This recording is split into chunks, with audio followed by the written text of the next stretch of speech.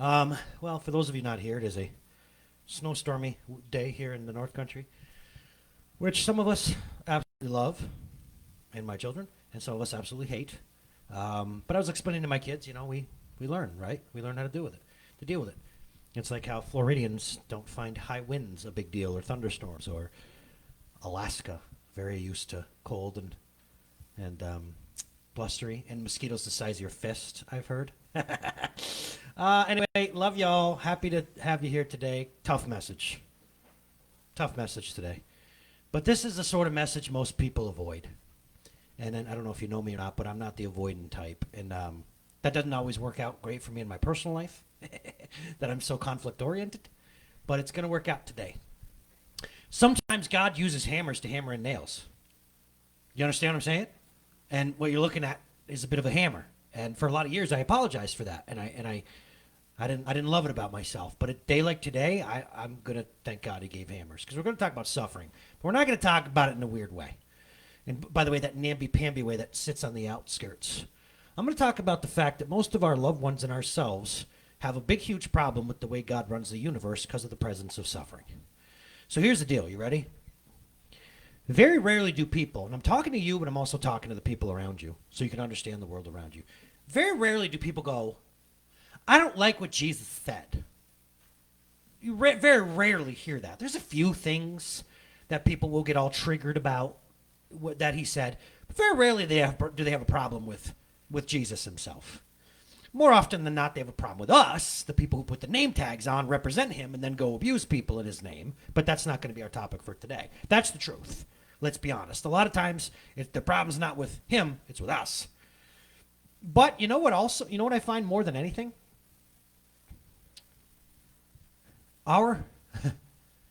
His very own creation will have a problem with, reject and rebel against the one who gave them life, continues them being alive, because they disagree with the way he's doing things. Now, here's the thing, ready? That might not sound profound. I promise you it is. Because the people I've met, and myself included up until, I submitted and surrendered in my 20s, I'd say, my problem wasn't necessarily the idea of being created. That didn't bother me. Okay, we were created. I either believe that we came from rocks, bacteria, fish, monkey, human. I either believe I was created by a rock, or I believe I was created by a creator. No problem with that. I got DNA. I got chromosomes. I got information. I can get that. Information can't come from nothing. That's stupid. Your laundry will never fold itself in a dryer. Okay? It just can't happen. Order does not come out of chaos. I'm no problem with that. Well, what I did have a problem with was when Dad got sick and died. That's what I had a problem with. You see where we're going to cut right to it today? Problem is not necessarily the fact that, human beings were created in the image of a creator. I don't have a problem with that. In fact, when I have a hard time, I'm comforted with the fact that I can at least pray. Now, I don't know who he is necessarily back in the day, but I can say, God, will you heal Grandpa? God, will you do something? I got no problem with that. The idea of a creator is actually very acceptable to us all. I believe we have that hole inside of us where we could just know. I mean, I don't know about you guys, but I was 13 years old hanging out in a tree fort looking up at the sun and the leaves and this dog running around the bottom. And I remember thinking, like, this didn't just happen. And that was years before I held my son. And went, oh, what a cosmic accident. Cool, cool, cool. If that's a cosmic accident, I can throw him out a window and there's no consequences. I can do whatever I want. If there's no creator, then Hitler was right. And the Ku Klux Klan has a great idea. Because who are you to tell anybody anything if there's no standard of morality? So it's not that. Because we can all get behind that. Yeah, okay, don't kill, don't do this. You know what it is? Like I said, it's the fact that things have happened in your life that you don't like. And by the way, what gives you the authority to say this, AJ? 15 years in the office, man. When people will come in and they'll sit there and they'll go, well, my God is science. I've had that said several times to me. And I go, hey, I really enjoy science. Let's talk science. And they go, oh, no, I don't want to do that necessarily. No, you're right. It's not that, is it? Now, let me soften up for a minute, be less of a hammer than I normally am, and say this. I don't want to box with anybody. I used to do that in college. We used to call it sword fighting, where you'd go and you'd go tit for tat. Well, what you think is the missing link was actually proven to be a lemur. Partial skeletons, radioactive carbon dating. Carbon dating is flawed. Where do you think coal comes from? Coal has to come from high pressure in certain layers. Coal points to a worldwide flood. Why is my geologist friend finding seashells at the top of Plattsburgh's highest mountain? The reality is people reject the idea of creator because they don't agree with how he's doing things. That's the truth. And I said it before, but ready? Let's break that down even more. We misinterpret suffering. I think I've told you this before, and even if I have, it's timing is everything, by the way. When I first decided I wanted to have faith in God, I latched on to Joel Osteen's faith, Joyce Meyer's faith. Now, I'm not talking necessarily bad about them. I have some of Joyce's books. I got to a stage of development where I can chew the meat and spit out the bones. You understand what I'm saying? You do have to watch who you listen to. I'm going to tell you right now, most teachers on TBN and EWTN, they are not people you should listen to. There's going to be serious fatal flaws in their doctrines. Well, one of them that I inherited was that God wanted me happy, healthy, and wealthy every day of my life. And then if I suffered, something was wrong. Now, that's the evangelical movement today. That if you're suffering, it's because you don't have enough faith or you have a secret sin in your life. Has anybody encountered this before? People saying that or thinking that? That's the evangelical movement. I know most of you from traditional churches will get there. But I want to cover this side of the aisle first, where if I was struggling in my marriage, I used to hide the fact that I was addicted to smoking because that made me a bad Christian. What? You mean to tell me I can't just have a predilection coming down my family lines and I don't have enough emotional problems that I'm leaning on this substance to cope? No, I'm just a bad Christian because I haven't overcome this thing in week number 2 of believing in Christ? We have a problem. That's nowhere in the Bible. That you're suffering because you have no faith. In fact, Jesus says this. Listen, take what you can today. Jesus says this. A tower had fallen on people in the region when Jesus was on the earth. He's the everlasting one. He's always existed. Don't let begotten. Doesn't mean birthed. It means revealed. The everlasting one is on earth. And they go, Jesus, let's talk about karma. I'm paraphrasing this. Hey, do bad things happen to bad people and good things happen to good people? He goes, hold on. A tower fell on people. Are you trying to tell me it's because they were worse than you? And they're all like, oh, I know not. This feels like a trap. I know not to say. He goes, how about this? How about the people, the good people who Pilate murdered him and mixed the blood in with the sacrifices? Is that because they were worse Jews than you? And everybody's like, oh boy, we stepped in it. Jesus is talking. It's not real. You're not suffering because you don't have enough faith. There is something to be said about faith. I just have to. This is sometimes what I feel like my job is. Shooting lies out of the sky. Because the only thing the enemy can get you to believe, the only thing the enemy can do, he can't go over and just crush Sarah. If you don't believe me, look at the book of Job. Do you understand the restrainer is restraining evil? Do you understand this? If you look at a scourge of Muslims in Europe taking over and destroying, especially preying upon women in London, in Berlin, in Sweden, if you look at the scourge of it, you got to realize this is being allowed. And that the restrainer is still restraining. If he didn't, the fallen angels, the enemies, would have taken over the earth in a nanosecond. Do you understand this? No, I mean, you really have to. Like, the fact that my children are healthy? What? Are you crazy? They're healthy and protected? It's like, this is Holy Spirit doing this. Where was I going with this? When darkness hits, it's not because I necessarily did something wrong. People do that with suffering. So now here's what you have. You're suffering, which might be a godly season in your life, and now you have guilt and shame on top. Are we following me at all? Now, by the way, here's a disclaimer. Some of you have made stupid, disgusting, awful decisions, and you're reaping what you've sown. If you date a jerk who treats you badly, it's going to get worse. And then that will be a product of some of your doing. I'm not talking about all suffering is like, why is this happening? Some of it's because you're stupid. Very stupid. And too stupid to actually reach out to God for help or godly counsel. Some of that's self-inflicted. But do not do this thing where my family's been through a bunch. What's happening? We must... No. Stop it. The root of control is fear. And the root of that is control. We're going to trace this down. When you're trying to desperately just figure out why, it's so that you can control it. Because you cannot, sometimes, listen, it's hard for us as human beings to be going through something and not have our hands on it and be able to control and say, why? Sometimes it just is. Now, I should have, Melanie, I'm going to read it to you, but I think I want you to see it.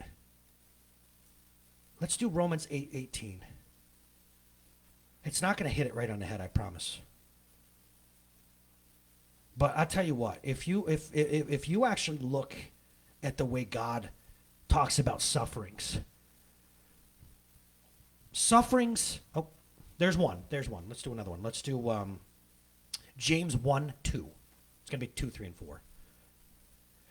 In the Western culture, there's a guy who wrote a book about suffering, and he was alive for like, I think he was like, whatever, it doesn't matter. He spent a third of his life in the Western world, a third of his life in Europe, and a third of his life in the Middle East.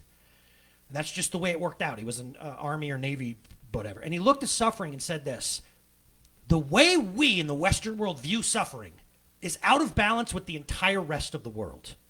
And what he pointed out, just culturally, I don't even think it was a Christian book necessarily, but what he was saying is this: if you go to India or Iran or Pakistan or, really anywhere over there, they look at suffering as a part of our daily lives.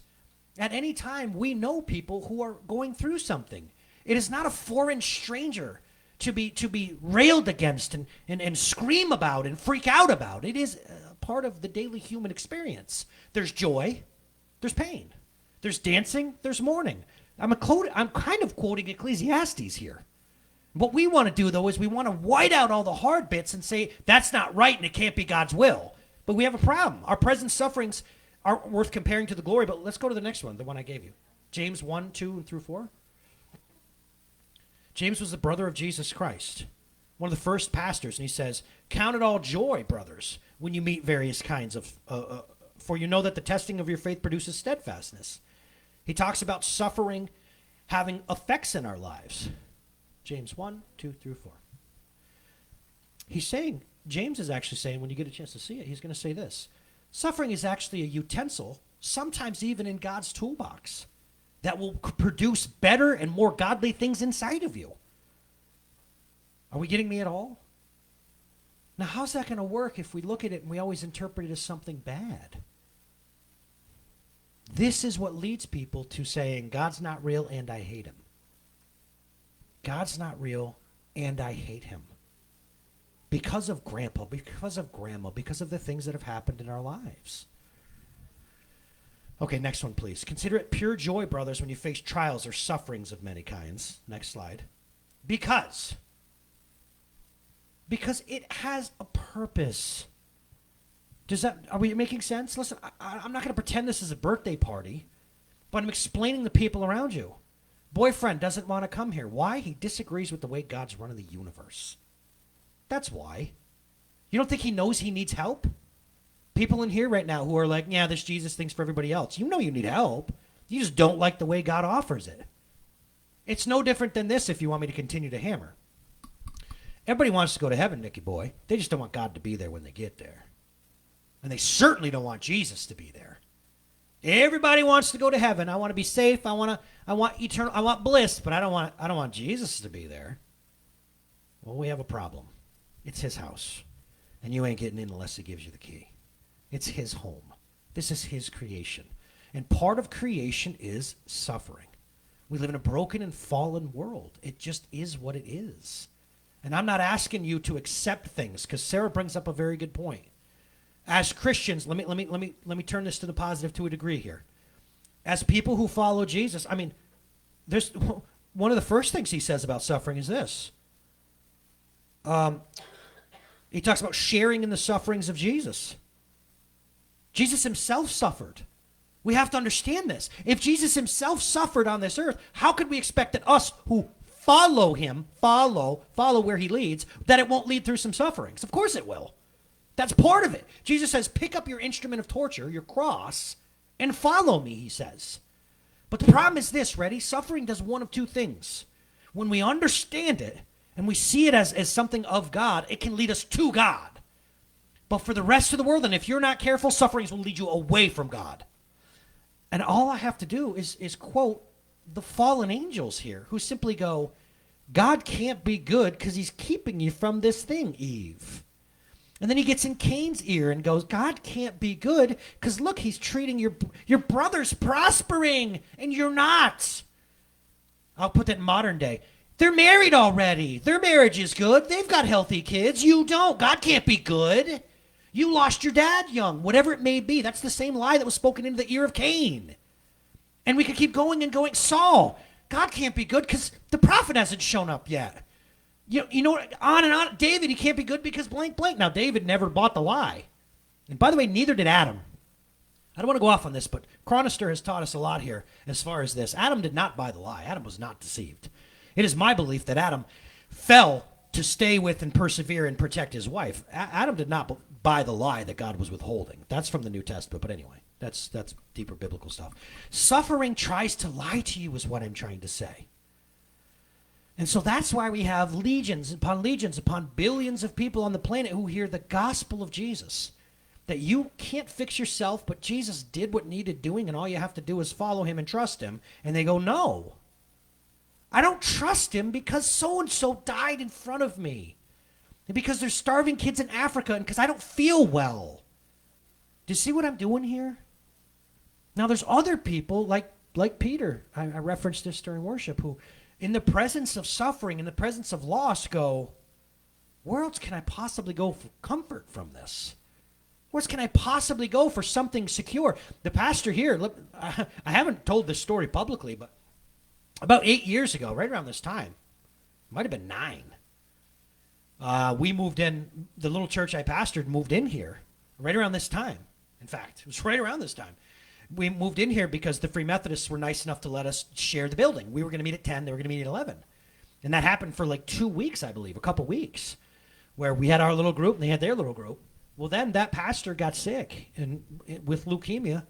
Rev Billings went off to Burlington. And so I called him in the hospital and said, buddy, don't worry about finding a fill-in. We'll move to 11, and I'll take care of your folks. And he was like, okay, we'll pay you. I'm not going to be paying me, dude. Like, thank you. This is great. This seems to be a good thing, right? And next thing you know, I mean, it was probably about a month, wasn't it, guys, where he was about in the hospital, maybe a little longer, and then he died. And it's like, so I kind of lost where I was going on that, but in the presence of suffering, you know what I mean? In the presence of things not going the way they wanted. Now, but we looked at that, and all of us noticed that God used it to bring us all together. I mean, really, think about this. We had 3 different groups in here, each of which is churches. I mean, if I'm being honest, and you can argue with me after the service if you want, but each church was probably not going to survive. We were small. We couldn't get any traction. God brings us all together, cares for us in the presence of suffering. And what do we do? We look at that and realize our brother suffered in Christ. And, you know, in a God, he suffered well, and he passed the test, and he graduated. We don't run from that, is what I'm trying to say. It is that misinterpretation. It is that getting bitter that so happens in this world. And so let me crank it up a little bit.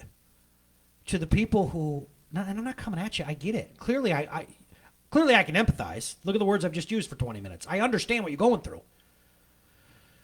But we have a problem. If we want to hang on to that amount of thinking, no, I want to challenge you. Let's get real for a second. I want you to reach into those bitter parts of yourself. And even if you don't think that they're bitter, how about this? The hard parts of you, the parts that have suffered and lost. What would you have done? You would have had her live longer? Him live longer? Okay. That's fine. I get that. I probably would have had my dad live longer too. I wasn't ready to say goodbye to him at 26. But we have a problem. I have that in my hand. And I understand and I empathize. I get it. I'm not trying to be hard here. But if I hold on to that and say that it was wrong, that let's say dad died or my birth mother died or my grandparents or lots of people in my life, let's say, if I hang on to that and say that would have been right and best, then what I'm actually doing is saying what God did was lesser than what I would do. And we have a problem. That puts us firmly on the other team, firmly on the other side. And if I want to use a biblical word, we're in rebellion. And I'm not condemning you, but I'm saying it's hard to draw near to someone that you're arguing with. It's hard for me to sing, all that I have is a hallelujah. But meanwhile, you shouldn't have let him die. Hallelujah. Get it? Intimacy comes from trust. And so what I'm saying is the way we view suffering and the personal deep things that are here, this isn't stuff on a page. This is your life. This is the tears you've cried, that I've cried. What we do with them very much matters to the trajectory of our lives. And I want to challenge you and say this. If you're willing to today, and if Holy Spirit's speaking to you, I would undergo a process where I would examine that inside of myself. In my previous sufferings, am I holding God hostage? Or am I convicting him of a crime that he didn't do what he should have done? Because if I am, by the way, you're cosmically wrong, but that's not where I'm going today. If I'm still charging God for a crime, then there's no way I'm going to trust him and draw near to him. And that might be part of the problems with worship in this place. We have a problem with worship in this place, and that's okay. It's okay for now. Worship is this. Your spiritual act of worship is to offer your bodies as living sacrifices, holy and pleasing to God. This is musical worship. This is not worship. Worship is the way you live your life, the way you interpret the news, the way you treat your spouse, the way you... That's worship. Worship is when nobody else is looking, bro. It's the way you surrender and submit to God in your truck. But when we corporately worship, it is a beautiful litmus test to what the rest of your week looks like. Because if you struggle to just go boom and rip it open and don't care if Joe and Johnny and everybody else is looking at you, and if you can press into worship, then that talks about you pressing in daily. Okay, are you getting that? Let's talk about this. I'm not coming at you. I don't care. I'm not down there to worship, by the way. You can't like say, oh, AJ does this or this, because I'm too busy with the guitar. But if you're able to worship in your kitchen, you'll be able to worship here. And if you can't worship here, it's because you ain't worshiping in your kitchen or in your truck or at your job. And what is worship? Drawing near to God in intimacy. I tell you, one of the greatest acts of worship is crying before God. And if you're angry, be angry. Now, again, it's my advice that I don't ever recommend you yell at God or you direct things at God, but I sure do stand next to him and yell about the problem. Have we talked about this? I used to sit there in my brash, sinful, younger self and go, God, that's not right. Why did you, blah, blah, blah, blah. And now I'm like, Lord, you see how bad this sucks? I really hate this and it hurts. That's more godly. That's more godly. And then the tears come. You know what I mean? But I've learned not to like aim it at him, because I'll tell you what, he can slip every jab you throw. And if we really theologically understand, he's never actually guilty of the things we're accusing him of. When my father died at 58 years old and 26, that's one of the big ones in my life. I don't know what was going on between him and him. Okay, all right, let me help you for a second, okay? Let me help. I went out to the gazebo a few hours later. I was smoking a Parliament Light 100 is what I was doing, probably having a cup of coffee. Even though do you remember we couldn't even make the coffee, me, Sharon, and Pete? We were in such shock that the coffee just ran out and we all stared at it like it was some natural disaster. You ever have something happen and you can't even do the most basic functions? Right. That's just what I remember from today, because I'm honest with you. So I went out there and I said, God, why didn't you tell me that this was going to happen? I was questioning him already, going, hey, I don't know if you know this, Father, but what just happened was wrong. And what he spoke to me was this. I'm sitting there and I go, how come you didn't tell me, boy? And he says, it was none of your business. You're assuming I owe you an explanation because I allowed that guy to be your dad for 26 years? He's been my